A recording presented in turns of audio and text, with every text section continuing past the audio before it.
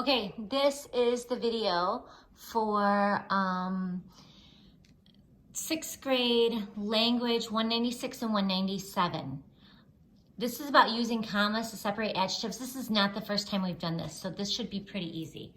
I want you to read this. If you haven't read it yet, take a minute, pause the video, read that, and I'm just gonna go over what it says. So pause it if you need to. All right, I'm gonna assume that you've read it. When we have two adjectives modifying the same word, they need a comma in between them, not between the adjective and the noun, but between the two adjectives. If you can say and between them, or if you can flip them. So those are the two tests. Try the word and between them, try flipping them. So would I say the princess wore a beautiful diamond tiara? That's fine. Could I say the princess wore a diamond beautiful tiara? No, I cannot. That sounds weird. I would not say it. So it does not need a comma, okay? If there's a natural order, it does not need a comma. But if there's not a natural order, it needs a comma. She wore a floppy red hat. She wore a red floppy hat. Can I say floppy and red?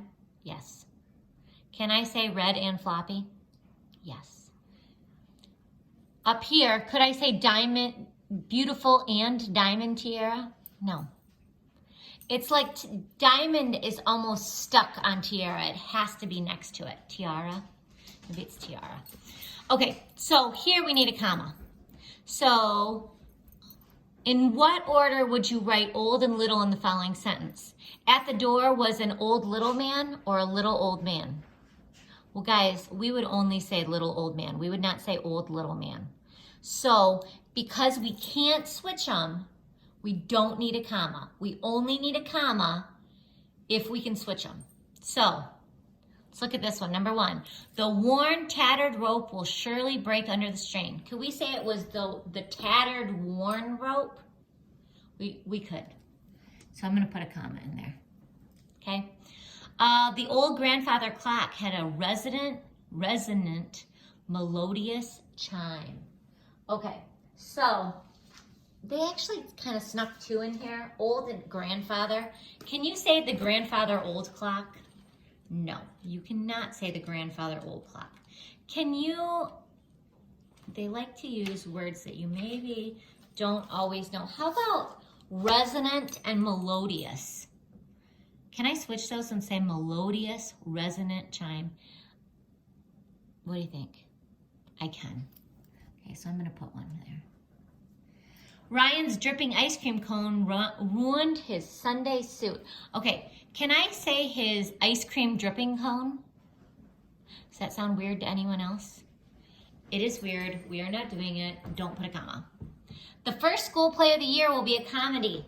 Okay, right here. First and school. Could we say the school first play? No. Leave it alone. Don't mark it. Okay, Jasmine tapped her foot to the lively band music.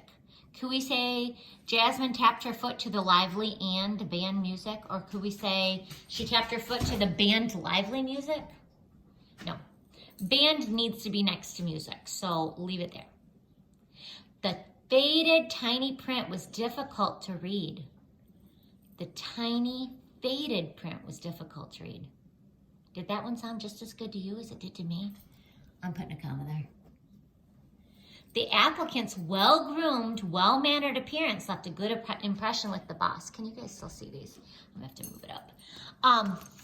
Can I switch well-groomed and well-mannered? Could he be well-mannered and well-groomed? He sure could. I'm putting a comma. That important historic battle was actually fought on Breed's Hill. Okay, so what do you think? Could we say that historic important battle? Or that important and historic battle? Actually, historic is fixed to battle. We need to leave it there. That one actually sounds like I almost could have done it, but you don't do it. Okay, so if that one you were kind of not sure about, I thought it sounded kind of okay.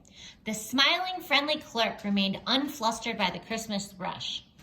Okay, so could we say the friendly, smiling clerk? Yes, we could. Her new cotton skirt wrinkled very easily. Her cotton new skirt? I think not.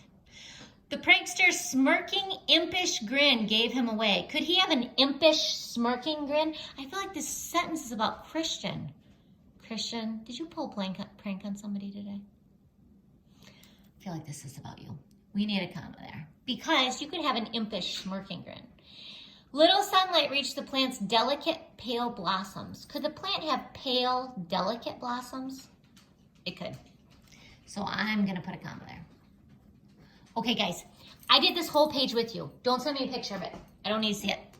Okay? I'm going to put up the next page. Oh, I ripped my tape, ripped the paper. Okay. Guys, ooh, that's super crooked. I'm sorry if these are crooked. Okay, we have got some adjectives that are interesting, and I'm going to actually make this your assignment today, is you're going to look up these words. You can look them up on the internet with your mom's permission, see what they mean, and then put them in the right sentence. Down here, the thesaurus, do you overuse uninformative adjectives such as nice, pretty, and fantastic? Use a thesaurus, which you do not have at home, to find 2 specific adjectives that can exactly describe each of the following nouns. Mountain, storm, sermon, and mistake. Okay, I'm just going to talk about this one for a minute. A mountain. Okay, it could be a pretty mountain or a fantastic mountain, but how about a majestic mountain? Or a soaring mountain, or a immense mountain. How about a storm? It could be I don't know, now I can't think of anything. It could be a noisy storm. It could be a terrifying storm. How about a sermon? It could be an interesting sermon. It could be an eloquent sermon. How about a mistake? How about a tiny mistake? How about a minuscule mistake? How about a huge mistake? How about a disastrous mistake? Okay? Circle every adjective except the articles a, and the in the following sentence. Actually, I think I have to move this up again. Okay, so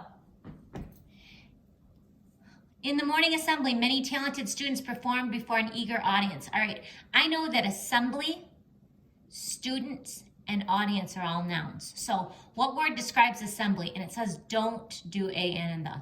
So what word describes assembly?